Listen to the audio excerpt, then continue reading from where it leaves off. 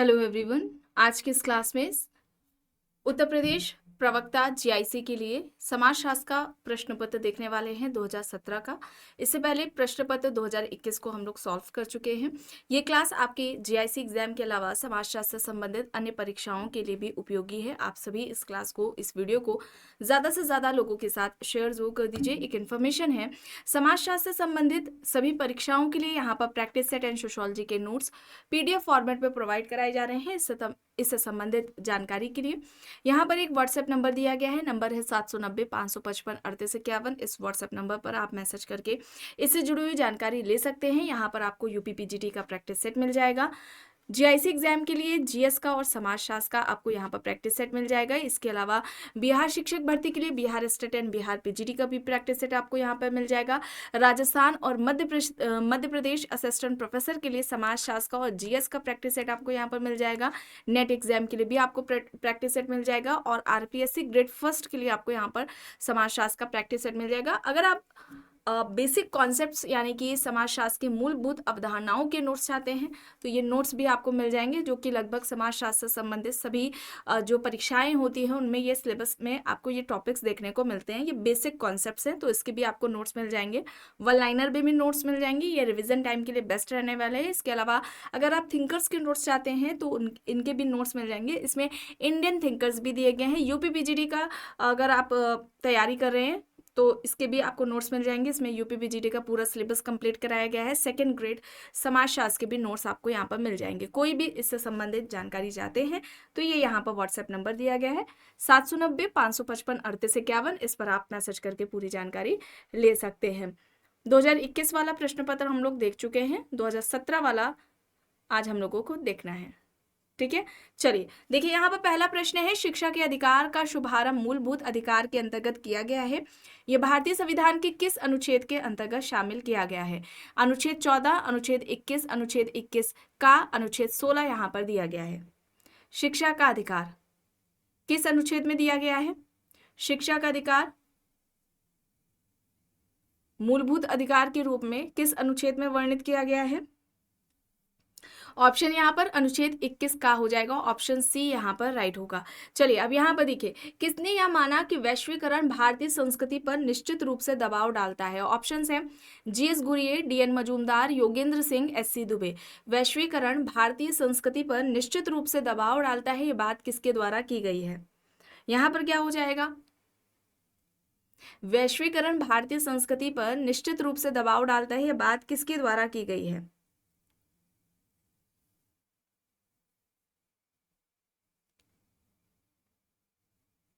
यहाँ पर योगेंद्र सिंह होगा। ठीक है, योगेंद्र सिंह होगा। ऑप्शन सी यहाँ पर राइट होगा।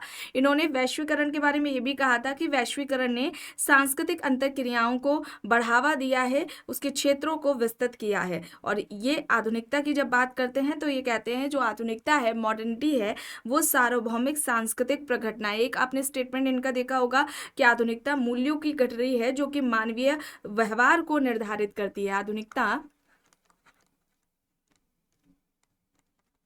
आधुनिकता मूल्यों की गठरी है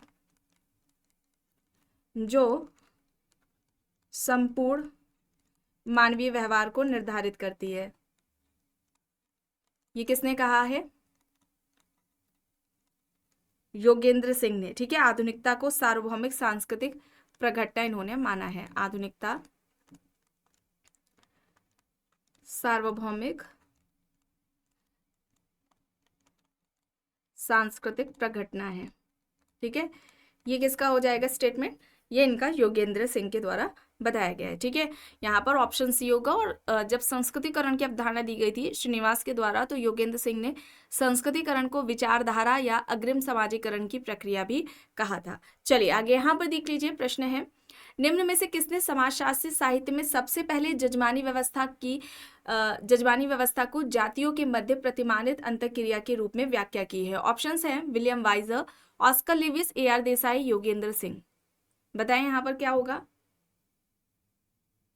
देखिए यहाँ पर ध्यान दीजिए, सबसे पहले। ठीक है, सबसे पहले पूछा गया है। तो देखिए प्रश्न अगर ध्यान दें आप, जजमानी व्यवस्था की अवधारणा। ठीक है, जजमानीय व्यवस्था की अवधारणा पूछ लिया जाए, ठीक है, अवधारणा पूछ लिया जाए, या फिर जजमानी व्यवस्था का, ठीक है, जजमानी व्यवस्था का सर्वप्रथम अध्ययन, ठीक है, सर्वप्रथम अध्ययन, या फिर जजमानी व्यवस्था का सर्वप्रथम प्रयोग, है ना, अवधारणा का सर्वप्रथम प्रयोग, है ना, किसने किया, इस तरह से अगर पूछ लिया जाए, या व्यवस्थित अध्ययन, ठीक है, व्यवस्थित वर्णन किसने किया है या अध्ययन किसने किया, इस तरह से पूछ लिया जाए तो सबका आंसर क्या होगा, विलियम वाइजर, ठीक है, विलियम वाइजर होगा। विलियम वाइजर के द्वारा ही ये कॉन्सेप्ट दिया गया है। जजमानी व्यवस्था अवधारणा के जनक विलियम वाइजर हैं। विलियम वाइजर द्वारा ही जजमानी व्यवस्था का सबसे पहले अध्ययन किया गया है, और जजमानी व्यवस्था अवधारणा का प्रयोग भी सबसे पहले किसने किया, विलियम वाइजर ने किया। व्यवस्थित तरीके से वर्णन किसने किया है, विलियम वाइजर ने किया है। अच्छा, विलियम वाइजर ने, इनका फील्ड वर्क कहाँ था जहाँ पर अध्ययन करके इन्होंने जजमानी व्यवस्था का कॉन्सेप्ट दिया है, तो ये करीमपुर जिला है, ठीक है, मैनपुरी का पड़ता है, करीमपुर सॉरी गांव है, मैनपुरी का है, ठीक है, और ये कहाँ है, उत्तर प्रदेश का है, ठीक है, ये याद रखेंगे, करीमपुर। फील्ड वर्क पूछ लिया जाता है, करीमपुर पर अध्ययन किसका रहा है, या इस तरह से भी पूछ लिया जाएगा। अब चूंकि कॉन्सेप्ट आप एग्जाम्स देख रहे हैं, अभी जो एग्जाम्स अभी हाल ही में हुए हैं, किस पुस्तक में कौन सा कॉन्सेप्ट दिया गया है या स्टेटमेंट दिया गया, इस तरह से पूछा जा रहा है ज़्यादा। तो आप याद रखिए फील्ड वर्क कहाँ पर किया गया है, कहाँ पर फील्ड वर्क करके ये कॉन्सेप्ट दिया गया है, इस तरह से भी पूछा जाएगा, ठीक है। तो यहाँ पर क्या हो, ये पूछा जाता भी है, करीमपुर पर किसका हो जाएगा, ये आपका विलियम वाइजर का हो जाएगा। किस पुस्तक में इन्होंने बात की है, the Hindu jajmani system, the Hindu jajmani system, the Hindu jajmani system हो जाएगा, ये इनकी पुस्तक है, और ये 1936 में आती है, जिसमें इन्होंने जजमानी व्यवस्था की सबसे पहले व्यवस्थित तरीके से बात की है। और जजमानी व्यवस्था को वाइजर क्या कहते हैं, प्रकार्यात्मक संस्था बताते हैं। जजमानी व्यवस्था क्या है, प्रकार्यात्मक संस्था है, ठीक है। ये किसका है, ऑप्शन ए विलियम वाइजर यहाँ पर राइट आंसर हो जाएगा। चलिए आगे यहाँ पर देख लीजिए, निम्न में से सोरोकिन द्वारा ग्रामीण समाज को नगरीय समाज से अलग करने के लिए कौन से मानदंड प्रयोग किए गए। 5 यहाँ पर दिए गए हैं, गतिशीलता, विजातीयता, जनसंख्या का आकार, अंतरक्रिया की व्यवस्था और व्यवसाय यहाँ पर दिए गया है। यहाँ पर क्या होगा,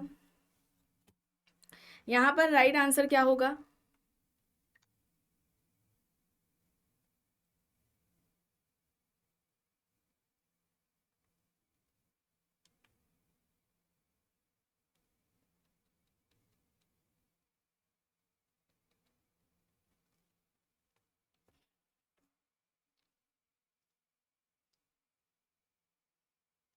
गतिशीलता, विजातीयता और जनसंख्या का आकार, यहाँ पर ऑप्शन ए हो जाएगा, ठीक है, विकल्प ए यहाँ पर राइट आंसर हो जाएगा। इनकी पुस्तकों की बात कर लेते हैं, जैसे कि एक है social and cultural, social and cultural dynamics,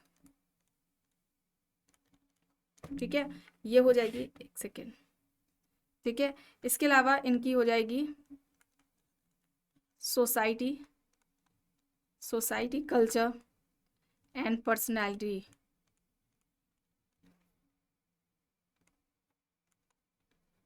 ठीक है। सोशल मोबिलिटी आप जानते हैं, इसमें सामाजिक गतिशीलता की बात इन्होंने की है, सोशल मोबिलिटी हो जाएगी, एक सेकेंड,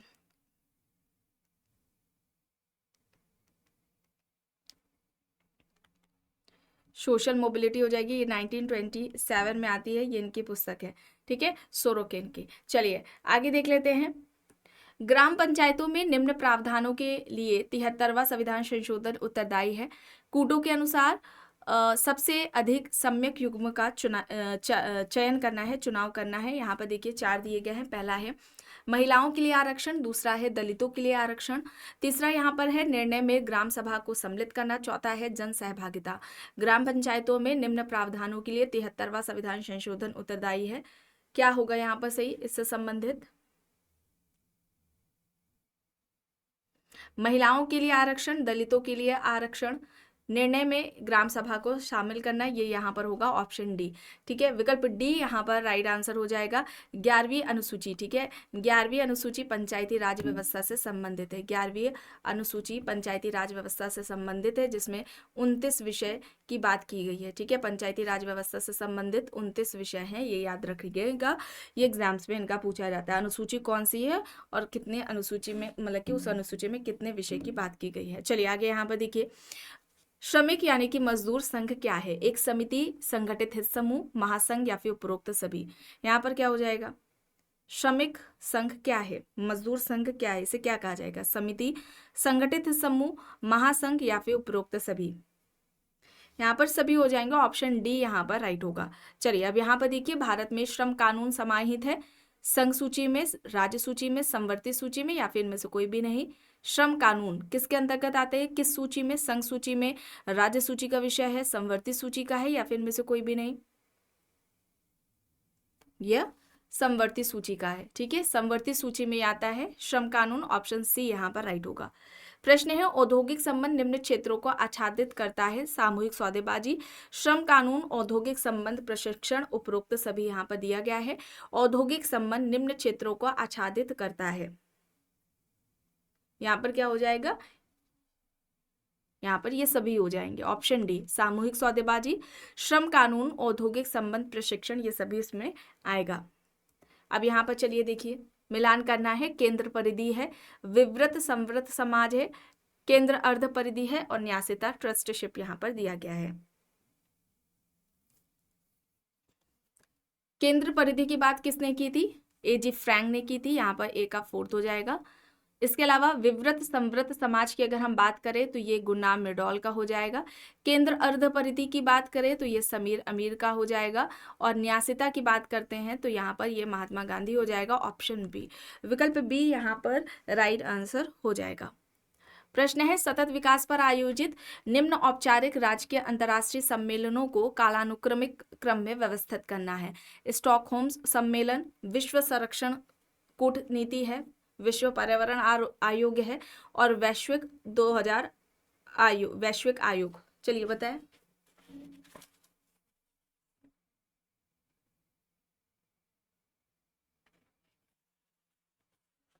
यहां पर क्या होगा?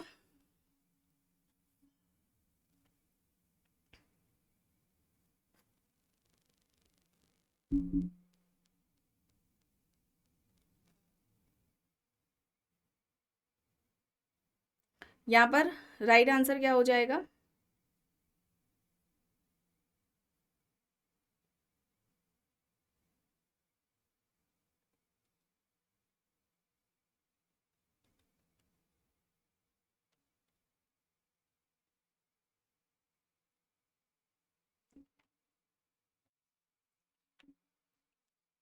स्टॉकहोम सम्मेलन है, विश्व संरक्षण कूटनीति है, विश्व पर्यावरण आयोग है, वैश्विक आयोग है।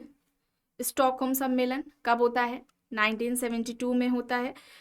ठीक है, वैश्विक आयोग ये जो 2000 है, ये 1980 हो जाएगा। इसके अलावा विश्व संरक्षण कूटनीति यहाँ पर जो दिया गया है, ये कब आएगा? ये भी 1980 में आएगा। ठीक है, और पर्यावरण, विश्व पर्यावरण आयोग, ये 1983 में। ठीक है, और यहाँ पर क्या हो जाएगा?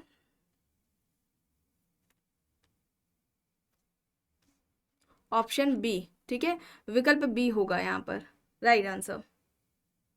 चलिए आगे देखते हैं। प्रश्न है, किसने कहा संपत्ति सभी समाजों में नहीं होती अपितु विकास के साथ बढ़ती है तथा संपत्ति हमेशा निजी होती है? Westermarck, Tylor, Morgan, Ruth Benedict यहाँ पर ऑप्शंस हैं। संपत्ति सभी समाजों में नहीं होती बल्कि विकास के साथ ये बढ़ती है, और संपत्ति हमेशा निजी होती है।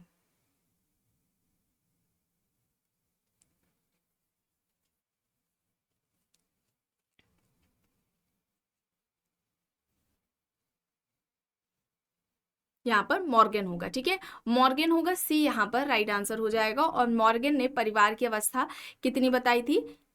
कितने तरह की परिवार की अवस्था की बात की थी? 5। परिवार के उद्भव के 5 अवस्थाएं इन्होंने बताई थी। ये इनका उद्विकासीय सिद्धांत भी जाना जाता, उद्विकासीय सिद्धांत के नाम से भी जाना जाता है परिवार की उत्पत्ति का। पहला तो हो जाएगा समरक्त परिवार, दूसरा यहाँ पर क्या हो जाएगा, समूह परिवार। तीसरा हो जाएगा युगल। चौथा पित्त सत्तात्मक परिवार। और पांचवा यहाँ पर एक विवाही परिवार हो जाएगा, एक विवाही परिवार। और एक विवाही परिवार, ये सिद्धांत किसका है, वेस्टरमार्क का है, परिवार की उत्पत्ति से संबंधित। ठीक है, परिवार की उत्पत्ति का एक विवाही सिद्धांत किसने दिया था, वेस्टरमार्क ने दिया था। चलिए आगे यहाँ पर देखिए, basic demographic technique and application पुस्तक के लेखक कौन है, Anthony Giddens, John grant, Morgan, के श्रीनिवासन। यहाँ पर दिए गए हैं options. Basic demographic technique and application ये किसकी हो जाएगी, basic demographic technique and application ये किसकी हो जाएगी, ये हो जाएगी के श्रीनिवासन की, ऑप्शन डी। ठीक है, विकल्प डी यहाँ पर राइट होगा। चलिए अब यहाँ पर देखिए, भारत की जनगणना 2011 के अनुसार सबसे अधिक जनसंख्या घनत्व वाला राज्य है, पश्चिम बंगाल, मध्य प्रदेश, बिहार, उत्तर प्रदेश यहाँ पर दिया गया है।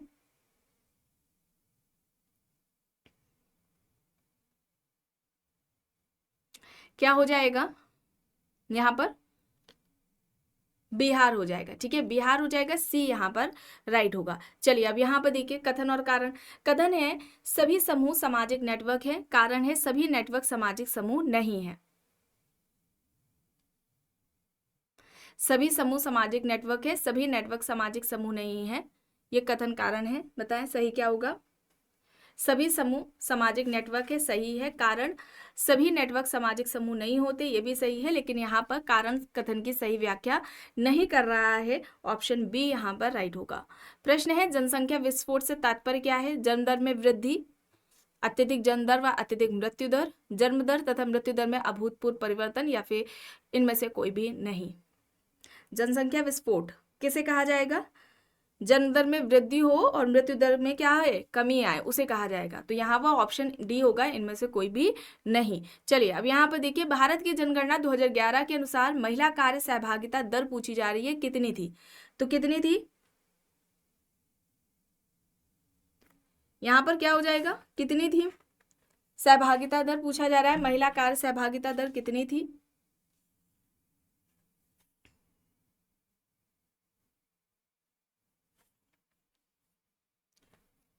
25.6, ऑप्शन डी यहाँ पर राइट होगा। चलिए अब यहाँ पर देखिए, कथन कारण है। कथन है वॉलस्टीन के अनुसार कोर देश प्रमुख पूंजीवादी देश है, कारण क्योंकि वे सस्ते श्रम और कच्चे माल के लिए परिधि देशों का शोषण करके विकसित हुए हैं। यहाँ पर क्या हो जाएगा, यहाँ पर राइट आंसर क्या हो जाएगा,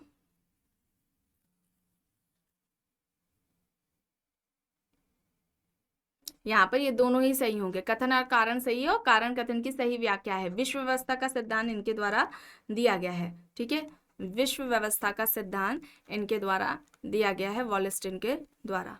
चलिए अब यहाँ पर देखिए, जेंडर के समाजशास्त्री विश्लेषण में परीक्षण के लिए अति आवश्यक है जेंडर से विभाजन, जेंडर विपरीक्षण, जेंडर अनुपालन, या फिर ये सभी।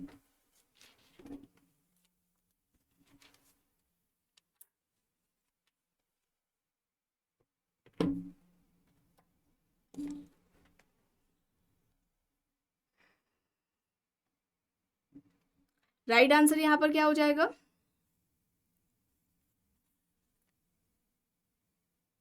ये सभी आ जाएंगे, जेंडर से विभाजन, जेंडर विपरीक्षण और जेंडर अनुपालन, डी यहाँ पर हो जाएगा। कथन और कारण दिया गया है। कथन है उच्च दर पर सकल घरेलू उत्पाद जीडीपी की वृद्धि सामाजिक विकास का एक सही संकेत नहीं है, कारण सकल घरेलू उत्पाद जीडीपी केवल वृद्धि का संकेत देता है, लेकिन यह विभिन्न स्तरों पर इसके वितरण का प्रतिरूपण नहीं है।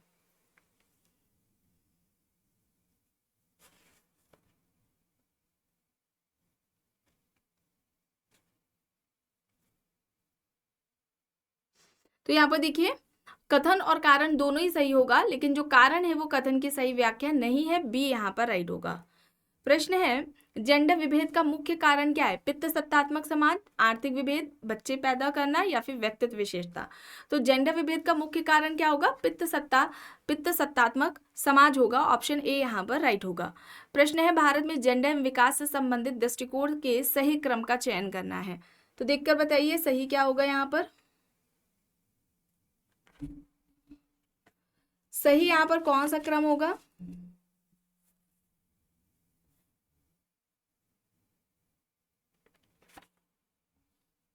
कल्याण, विकास और सशक्तिकरण। ठीक है, कल्याण, विकास, सशक्तिकरण होगा, सी यहाँ पर राइट होगा। प्रश्न है, संयुक्त राष्ट्र संघ ने किस वर्ष को अंतर्राष्ट्रीय महिला दिवस घोषित किया था? किस वर्ष को, देखिए वर्ष पूछा जा रहा है जब अंतर्राष्ट्रीय महिला दिवस घोषित किया गया, तो ये 1975 था। ठीक है, 1975, ऑप्शन ए यहाँ पर राइट होगा। प्रश्न है, भारत में समाजशास्त्र का औपचारिक विकास किस वर्ष से माना जाता है? 1818, 1918, 1978 या फिर 1919? औपचारिक पूछा जा रहा है, 1919 होगा। बम्बई विश्वविद्यालय, पैट्रिक गिडिस इसके अध्यक्ष थे। ऑप्शन डी यहाँ पर राइट हो जाएगा। प्रश्न है, किसने कहा कि समाजशास्त्री आधुनिक समाज के पुजारी हैं? Amyl दुर्खाइम, max weber, Auguste Comte या फिर इनमें से कोई भी नहीं? क्या हो जाएगा?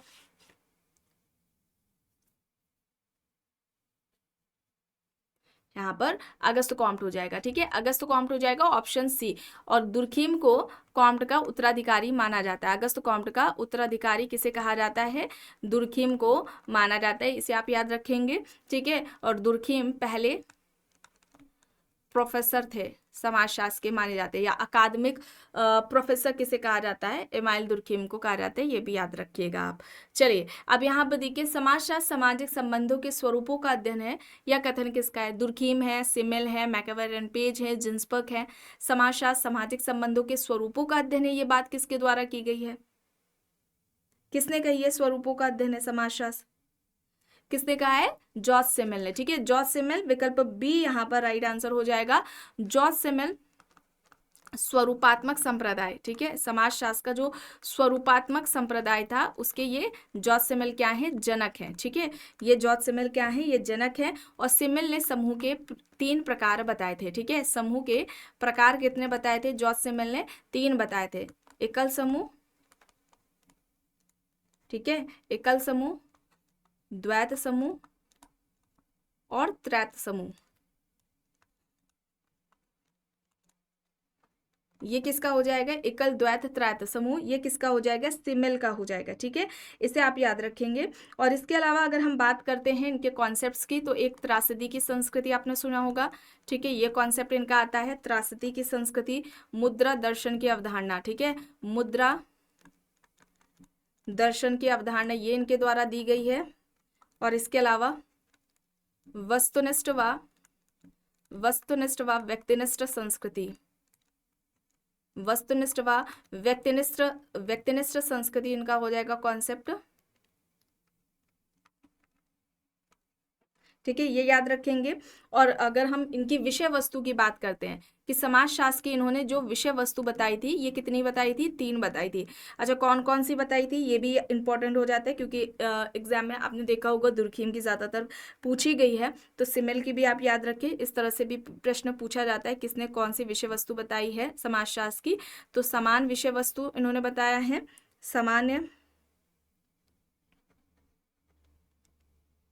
समान समाजशास्त्र। दूसरा दार्शनिक हो जाएगा।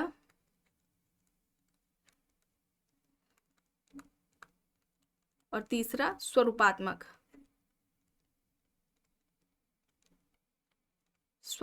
समाजशास्त्र। ठीक है, ये 3 हो जाएंगे, समान समाजशास्त्र, दार्शनिक समाजशास्त्र, स्वरूपात्मक समाजशास्त्र। ये विषय वस्तु किसने बताए? जॉर्ज सिमेल ने। ठीक है, इसे याद रखेंगे। द फिलॉसफी ऑफ मनी इनकी पुस्तक है। सिमेल की स्वरूपात्मक संप्रदाय के जनक हैं। समूह के 3 प्रकार बताए गए हैं संबंधों के आकार के आधार पर, एकल समूह, द्वैत और त्रैत समूह। त्रासदी की संस्कृति, मुद्रा दर्शन की अवधारणा, व्यक्तिनिष्ठ व वस्तुनिष्ठ संस्कृति, और 3 विषय वस्तु, समान, दार्शनिक और स्वरूपात्मक समाजशास्त्र। ये जॉर्ज सिमेल ने बताए हैं, मोस्ट इंपॉर्टेंट है।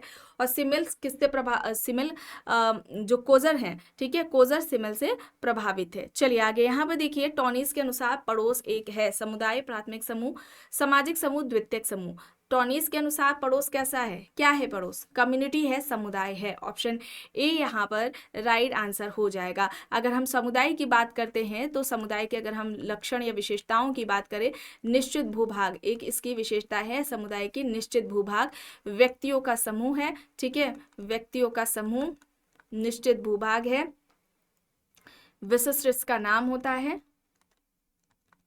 ठीक है, विशिष्ट नाम होता है, और इसके अलावा इसके व्यापक उद्देश्य होते हैं, समान संस्कृति व जीवन है,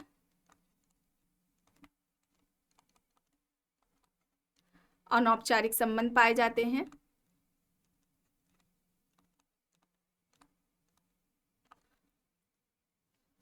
सामुदायिक भावना, ये भी एक विशेषता है इसकी, स्थायी प्रकृति होती है,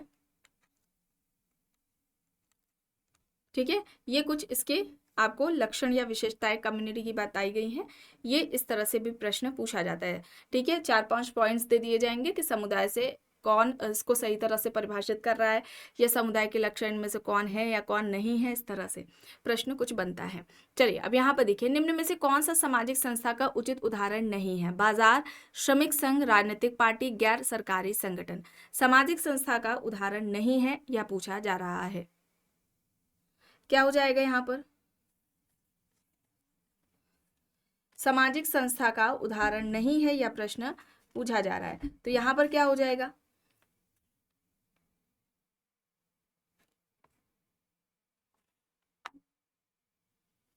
और ये यहाँ पर ये गलत है, ठीक है, ये प्रश्न यहाँ पर गलत है ये।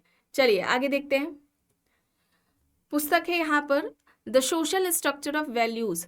ऑप्शन देख लीजिए, राधा कुमुद मुखर्जी, राधा कमल मुखर्जी, रामकृष्ण मुखर्जी, राम आहूजा यहाँ पर दिया गया है। The social structure of values, ये किसकी हो जाएगी? The social structure of values. The social structure of values किसकी हो जाएगी? The social structure of values, कई बार आपको ये बताई गई है। The social structure of values ये हो किसकी जाएगी? राधा कमल मुखर्जी की। ऑप्शन बी यहाँ पर राइट आंसर हो जाएगा। आपको बताई गई थी इनकी बुक्स, एक थी the symbolic life of man, ठीक है, ये बताई गई थी आपको। मैन एंड हिज हैबिटेशन, ये हो जाएगी। Indian working class, Indian working class हो जाएगी, ठीक है। इसे आप याद रखेंगे। अ सिटी इन ट्रांजिशन हो जाएगी, ठीक है, ये हो जाएगी। The dimensions of values, the dimensions of values हो जाएगी, ठीक है। ये सभी इनकी पुस्तकें हैं, किसकी बताई गई हैं आपको? राधा कमल मुखर्जी की। इंपॉर्टेंट है। चलिए आगे यहाँ पर देखिए, राज्य किसका उदाहरण है? प्राथमिक समूह का, समुदाय का, समिति का, या फिर सरकार का? राज्य किसका उदाहरण है? यहाँ पर क्या हो जाएगा? यहाँ पर कम्युनिटी का आ जाएगा। ऑप्शन बी यहाँ पर राइट आंसर हो जाएगा, ठीक है। ज्यादातर जो विशेषताएं हैं वो हमें कम्युनिटी से दिखने को मिलेंगी राज्य में। हालांकि राज्य के जो कुछ आवश्यक तत्व होते हैं, जैसे कि सरकार हो गया है ना, प्रभुसत्ता हो गई, ये हमें कम्युनिटी में लक्षण में नहीं दिखाई देते हैं, लेकिन फिर भी यहाँ पर कम्युनिटी ज़्यादातर मैच हो रहा है उसके लक्षण विशेषताएं राज्य से, तो यहाँ पर समुदाय को ही माना गया है, ठीक है। ऑप्शन बी यहाँ पर राइट होगा। चलिए आगे यहाँ पर देखिए, प्रश्न है, समाज में प्रत्येक व्यक्ति की अनेक परिस्थितियां होती हैं। एक व्यक्ति से जुड़ी विभिन्न परिस्थितियों को निम्न रूप में जाना जाता है। परिस्थिति असंगति, परिस्थिति क्रम, परिस्थिति पुंज, या फिर परिस्थिति उत्तराधिकार। समाज में प्रत्येक व्यक्ति की अनेक परिस्थिति होती है, एक व्यक्ति से जुड़ी विभिन्न परिस्थितियों को हम क्या कहेंगे? क्या कहा जाएगा उसे?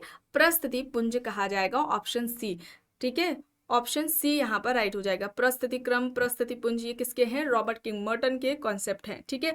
चलिए आगे यहाँ पर देखिए, किसने परिस्थिति, परिस्थिति पुंज, परिस्थिति क्रम की अवधारणा दे रखी है? ऑप्शन है Linton, Kingsley Davis, MacIver Page, Robert King Merton. परिस्थिति, परिस्थिति पुंज, परिस्थिति क्रम की अवधारणाएं किसके द्वारा दी गई हैं?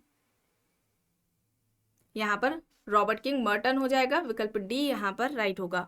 अब यहाँ पर देखिए, प्राथमिक समूह को मानव प्रकृति की पोशिका किसने कहा? जॉनसन है, Herbert Spencer, George Simmel, C.H. कूले। बताइए यहाँ पर क्या होगा? प्राथमिक समूह की अवधारणा के जनक कौन है? प्राइमरी ग्रुप का कॉन्सेप्ट किसके द्वारा दिया गया है? C.H. कूले का ये कॉन्सेप्ट है, C.H. कूले का। अच्छा, प्राथमिक समूह की अवधारणा किस पुस्तक में दी गई है? सोशल ऑर्गेनाइजेशन में दी गई है। सोशल ऑर्गेनाइजेशन में कब आती है? 1909 में ये पुस्तक आती है। इसे याद रखेंगे। किसे कहा था प्राथमिक समूह कूले ने? तो व्यक्तियों का ऐसा संकलन जिनके बीच में आमने सामने का प्रत्यक्ष संबंध एवं सहयोग पाया जाता है, ऐसे व्यक्तियों के संकलन को प्राइमरी ग्रुप कहा था। अच्छा, प्राथमिक समूह के उदाहरण कितने बताए थे? 3 बताए गए थे। परिवार है, पड़ोस है और मित्र समूह है या मित्र मंडली, है ना। ये 3 लक्षण इन्होंने बताए थे या 3 उदाहरण बताए थे प्राथमिक समूह के कूले ने। और इसके अलावा इन्होंने अर्ध प्राथमिक समूह की अवधारणा भी दी है। अर्ध प्राथमिक समूह, जिसमें प्राथमिक समूह और द्वितीयक समूह दोनों की ही विशेषताएं पाई जाती हैं, यह अवधारणा भी इनके द्वारा ही दी गई है। किसके द्वारा? कूले के द्वारा। और यहाँ पर कूले होगा, ऑप्शन डी यहाँ पर राइट आंसर हो जाएगा। और कॉम्ट ने, ठीक है, ये आप याद रखेंगे, कॉम्ट ने समाजशास्त्र की विषय वस्तु किसे माना था?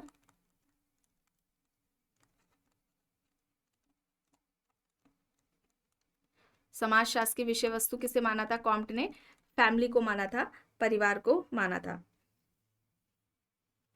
ठीक है, चलिए आगे देख लेते हैं। प्रश्न है, निम्न में से कौन प्राथमिक समूह का उदाहरण नहीं है? तो अभी आपको बताया गया पड़ोस, यहाँ पर देखिए पड़ोस है, स्कूल है, मित्र समूह है, स्टेट बैंक ऑफ इंडिया है। तो यहाँ पर उदाहरण नहीं है, तो state bank of India, SBI तो बिल्कुल ही नहीं होगा। ऑप्शन डी यहाँ पर राइट होगा। चलिए अब यहाँ पर देखिए, अल्पतंत्र का लौह नियम विचार किसने दिया है?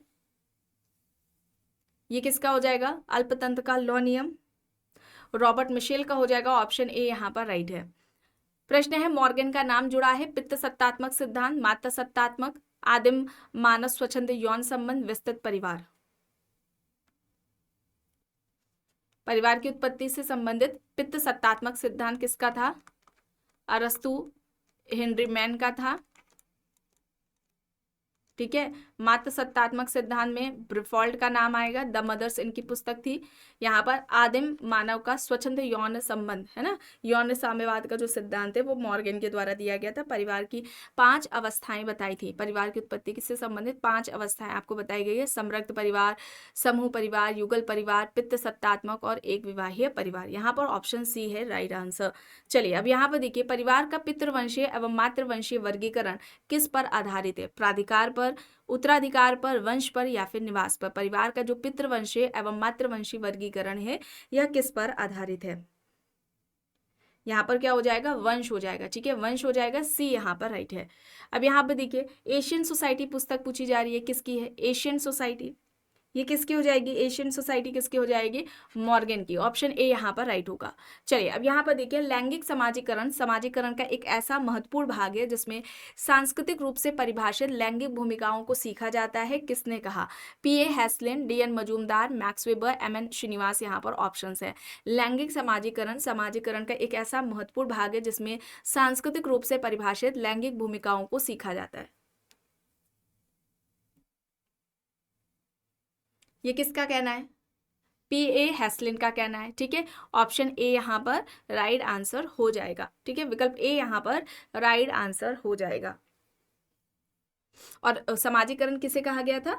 जो जिसमें व्यक्ति जिस सोसाइटी का, ठीक है, बच्चा या व्यक्ति जिस सोसाइटी का मेंबर है, सदस्य है, उस समाज के ही मूल्यों मानदंडों को आत्मसात करना समाजीकरण कहलाता है। ठीक है, सर्वप्रथम समाजीकरण की बात किसने की थी? जॉर्ज हर्बर्ट मीड ने की थी। GH मीड के द्वारा सबसे पहले समाजीकरण की बात की गई थी, है ना। इन्होंने क्या कहा था? स्व का जो विकास है, ठीक है, सेल्फ डेवलपमेंट को ही इन्होंने क्या कहा था?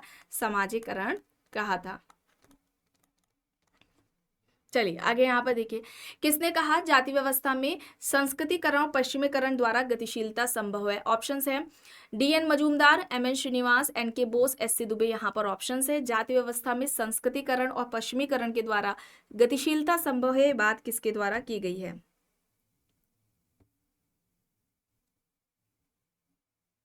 संस्कृतिकरण, पश्चिमीकरण, ये अवधारणाएं किसकी हैं? M.N. श्रीनिवास की है। इसके अलावा, इन दो अवधारणाओं के अलावा प्रभु जाति का कॉन्सेप्ट, वोट बैंक की अवधारणा, फैलाव की अवधारणा, आधुनिकीकरण, धर्मनिरपेक्षीकरण, ये सभी अवधारणाएं किसके द्वारा दी गई हैं? एम.एन. श्रीनिवास के द्वारा दी गई हैं। ठीक है, चलिए आगे यहाँ पर देखिए, स्थिरीकरण का प्रकार्यात्मक सिद्धांत किसने दिया? आप सभी जानते हैं सामाजिक स्थिरीकरण का प्रकार्यात्मक सिद्धांत किसने दिया था? किंग्सले डेविस एंड विल्बर्ट मूर ने। और ट्यूमेन, जो ट्यूमेन है ना, यहाँ आप देख रहे हैं ट्यूमेन, इन्होंने क्या की थी? आलोचना की थी। जो सामाजिक स्थिरीकरण का प्रकार्यात्मक सिद्धांत है, जो कि किंग्सले डेविस एंड विल्बर्ट मूर के द्वारा दिया गया था, इनके इस सिद्धांत की आलोचना की थी ट्यूमेन ने। ठीक है, चलिए अब यहाँ पर देखिए, निम्न में से सामाजिक परिवर्तन के स्रोत कौन से हैं? आविष्कार, खोज, प्रसार या फिर ये सभी? तो सामाजिक परिवर्तन के जो सोर्स माने जा रहे हैं वो यहाँ पर ये सभी हो जाएंगे, आविष्कार, खोज, प्रसार, ये सभी हो जाएंगे। डी यहाँ पर राइट होगा। अब यहाँ पर प्रश्न है, मार्क्स के सामाजिक परिवर्तन का सिद्धांत है कि परिवर्तन क्रांति के द्वारा आता है। ऑप्शन देख लीजिए, प्रचलित संरचना में परिवर्तन, संपूर्ण संरचना में परिवर्तन, प्रचलित संरचना में आंशिक परिवर्तन या फिर संरचनात्मक तत्वों में मामूली परिवर्तन।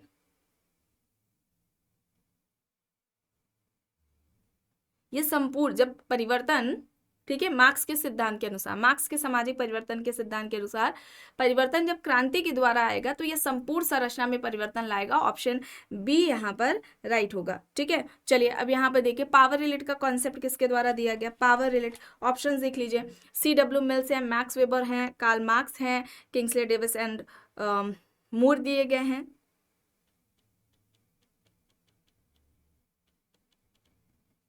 क्या हो जाएगा यहाँ पर? पावर रिलेट यहाँ पर किसका हो जाएगा? C.W. मिल्स का हो जाएगा। ठीक है, द न्यू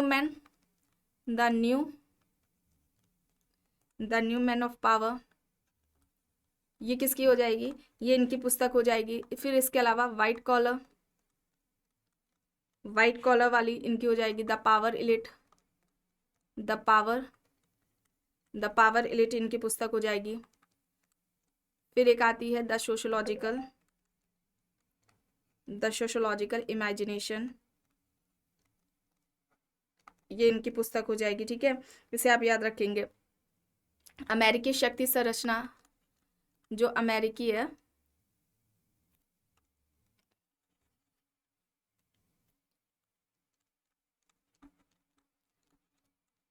अमेरिकी शक्ति संरचना पर इनका अध्ययन रहा है। ठीक है, ये याद रखेंगे। किसका? C.W. मिल्स का, the new man of power, white collar, the power elite, the sociological imagination, ये इनकी पुस्तकें हैं। चलिए आगे यहाँ पर देखिए, सामाजिक स्थिरीकरण के संदर्भ में श्रेणी विभेदीकरण की उत्पत्ति की अवधारणा किसने दी?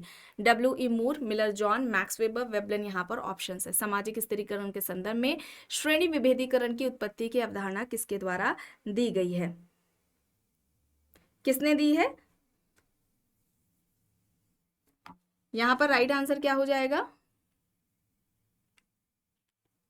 John Miller. ठीक है, जॉन मिलर के द्वारा दी गई है। विकल्प बी यहाँ पर राइट होगा। चलिए अब यहाँ पर देखिए, the elementary forms of religious life पुस्तक के लेखक कौन है? Durkheim, Max Weber, Morgan, Max Muller यहाँ पर हैं। यहाँ पर राइट आंसर क्या हो जाएगा? The elementary forms of religious life, ये पुस्तक किसकी हो जाएगी? और ये कब आती है? 1912 में आती है। किसकी है? दुर्खीम की पुस्तक है। इसके अलावा आप सभी जानते हैं the division of labour in society, ये कब आती है? 1893 में आती है। फिर आती है इनकी पुस्तक एक, the rules of sociological methods हो जाएगी। ये कब आती है? 1895 में आती है ये। ठीक है, 1895 में आती है, ये इंपॉर्टेंट है। इसके अलावा आपने द सुसाइड की भी बात की है। ठीक है, द सुसाइड, ये 1897 में आती है। द एलिमेंट्री फॉर्म्स, ये आपको बताया गया है 1912 में। इसके अलावा कुछ जो जैसे नई पुस्तकें आ जाती हैं ना, तो आप याद रखें एजुकेशन एंड सोशोलॉजी की भी। ठीक है, एजुकेशन एंड सोशोलॉजी, ये भी इनकी आती है। ठीक है, मॉरल एजुकेशन, एक मॉरल एजुकेशन है, ये भी इनके द्वारा पुस्तक लिखी गई थी। ठीक है, तो ये सारी बुक्स आपको इंपॉर्टेंट बताई गई हैं दुर्खीम की, इन्हें आप ध्यान में रखेंगे। चलिए आगे यहाँ पर समाजीकरण के ज्ञानात्मक विकास सिद्धांत को किसने प्रतिपादित किया? पियाजे यहाँ पर हैं ऑप्शंस में, दुर्खीम है, कूले है, किंग्सले डेविस है। यहाँ पर क्या होगा सही? यहाँ पर राइट आंसर क्या होगा? यहाँ पर राइट आंसर क्या हो जाएगा?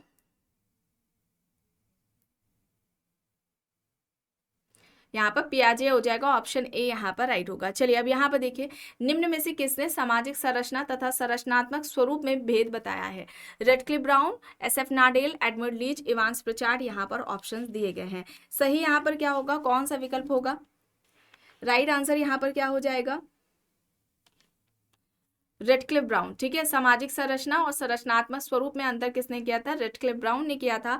ऑप्शन ए यहाँ पर राइट आंसर हो जाएगा। ठीक है, रेडक्लिफ ब्राउन क्या कहते हैं? व्यक्ति एक दूसरे से बंधे हुए, एक दूसरे से संबंधित होते हैं, और ये जो संबंध है, ठीक है, जो व्यक्तियों के बीच में पाया जाता है, इस संबंधों के द्वारा ही सामाजिक संरचना का निर्माण होता है। इनकी पुस्तक जो कि कई बार एग्जाम्स में पूछी गई है, जैसे कि है African system of kinship and marriage. ठीक है, African system of kinship and marriage हो जाएगा। ठीक है, मैरिज हो जाएगा, ये इनकी पुस्तक है। नाडेल की क्या है?